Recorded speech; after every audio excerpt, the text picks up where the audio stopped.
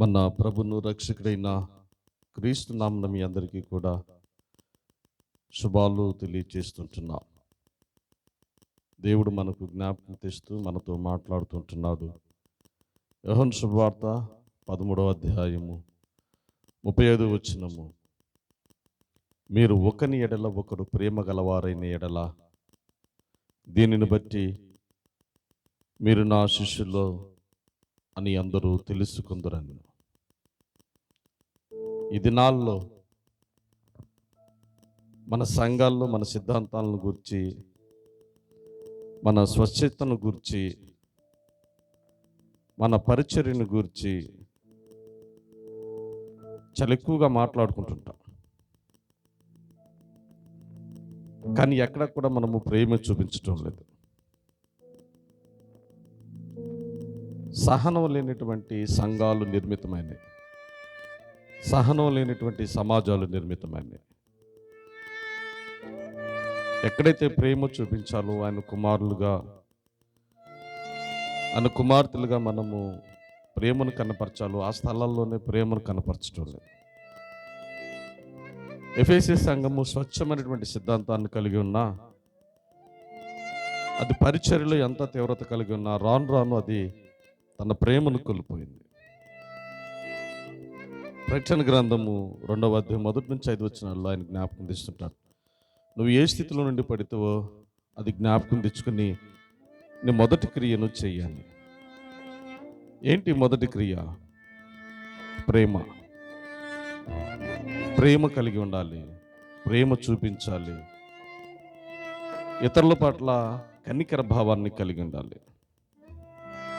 అది దేవుని యొక్క ప్రధానమైనటువంటి ఉద్దేశం. అదే ప్రేమ కలిగినటువంటి సమాజ నిర్మాణం.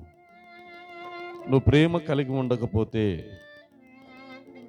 నువ్వు ప్రేమ కలిగినటువంటి స్థితిని కలిగి ఉండకపోతే, నువ్వు పశ్చాత్తాప పడకపోతే నిన్ను సంఘాల్లో నుంచి నేను నిన్ను తీసేస్తానని అన్న జ్ఞాపకం ఇస్తున్నాను.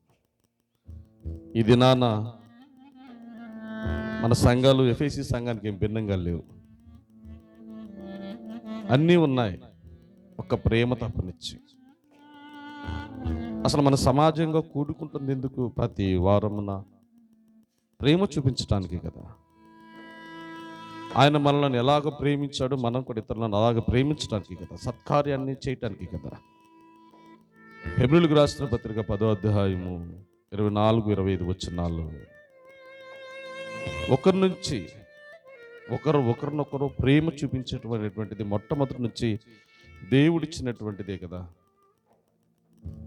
1 యోహాను పత్రిక 3వ అధ్యాయము 11వ వచనము, 2 యోహాను పత్రిక 5వ వచనాలు ఇవే జ్ఞాపకం ఇచ్చినాయి. మనము ఒకరినొకరు క్షమించుకుంటూ మొదటి నుండి ఉండినటువంటిది, ఆయన మనకు మొదటి నుంచి తెలియపరిచినటువంటిది ప్రేమ కలిగి ఉండటమే కదా. ఈరోజు మీరు ఒకరినొకరు సహించాలి, క్షమించాలి, హెచ్చరించుకోవాలి, ప్రోత్సహించుకోవాలి. క్షేమాభివృద్ధి కలుగు నిమిత్తము ఒకరినొకరు ప్రార్థన చేస్తుండాలి. ప్రేమించడంలో మనకు క్రీస్తు ప్రభుల వారి మాదిరి అయి ఉన్నాడు. నేను మిమ్మల్ని ప్రేమించిన ప్రకారము మీరును ఒకరినొకరు ప్రేమించండి. ఆయన మనల్ని ఎంతగా ప్రేమిస్తున్నాడు, కొంచెం కూడా మనం ఇతరుల పట్ల చూపించడం లేదు. యాకోబు యోహాను అత్యాశ కలిగి ఆయన దగ్గరకు ఆయన సన్నిహితంగా నడిపించబడుతూ కుడి వైపున ఒకడు ఎడమ వైపున ఒకడు ఉండాలని ఆశపడుతున్నా వారి అత్యాశను గుర్తెరిగినా ఆయన వారిని దూరం పెట్టలేదు. పేతురు బలహీనుడని తెలుసు ఆయనకి, బలహీనుడు కదా అని అతన్ని దూరం పెట్టలేదు. అతను బలపరచబడిన నిమిత్తము ప్రభుల వారు ప్రార్థన చేస్తున్నారు. యోధా ధనాశ గలవాడని ఆయనకు తెలుసు, అయినా ఆయన డబ్బు సంచిని ఆయన చేతికి అప్పచెప్పాడు. అతనిపై ఒక నమ్మకాన్ని కలిగి ఉన్నాడు. అయితే ఆయన చూపించేటువంటి ప్రేమ ఈ దినాన మనకు ఒక గొప్ప మాదిరికరమైనటువంటి స్థితిని చూపించడం ప్రారంభమవుతుంది. ఆయన చూపించేటువంటి ప్రేమలో విశ్వాసులుగా విశ్వాస సహితమైనటువంటి కృపను వెల్లడి చేస్తుండాలి. అందుకే ఆయన ప్రేమామయుడైనాడు, ప్రేమ చూపించేటువంటి వాడై ఉన్నాడు. ప్రేమనేటువంటి దైవ జనాంగమ, ఇన్ని అవలక్షణాలు కలిగిన ప్రతి వ్యక్తిని కూడా ఆయన ప్రేమించగలుగుతుంటే, ఆదరించగలుగుతుంటే, అటువంటి లక్షణాలు మనం కలిగి ఉన్న దేవుడు మనల్ని అంతగా ప్రేమిస్తుంటే, ఈ దినాన సంఘాలు సహవాసం లేనటువంటి, సహనం లేనటువంటి సంఘాలుగా ఉద్భవిస్తుంటున్నాయి.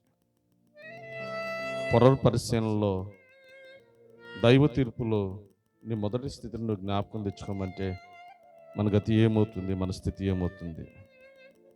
దేవునికి అన్నీ తెలుసు. సమస్తము తెలిసినటువంటి తండ్రి ఇది నాన్న ప్రతి ఒక్కరికి ఒక అవకాశాన్ని అందిస్తుంటున్నాడు. నేను మిమ్మల్ని ప్రేమించినట్లు మీరును ఒకరినొకరు ప్రేమించండి. మన ఆలయాలు ప్రేమను చూపించడానికి నిలయాలుగా మారాలి. అది హృదయాంతరంగా ఆలయంలో ఆయన కొలువై ఉన్నప్పుడు మాత్రమే చేయగలుగుతుంటాం.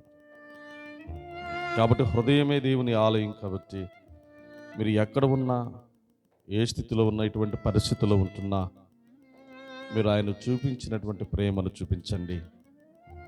సహనం కలిగినటువంటి సమాజాన్ని నిర్మిద్దాం. ఒకరికొకరు ఆశీర్వాదయుతమైనటువంటి జీవితాన్ని జీవిద్దాం. అలాగ కొనసాగించడానికి ప్రభు కృప మీకు తోడైండునుగాక.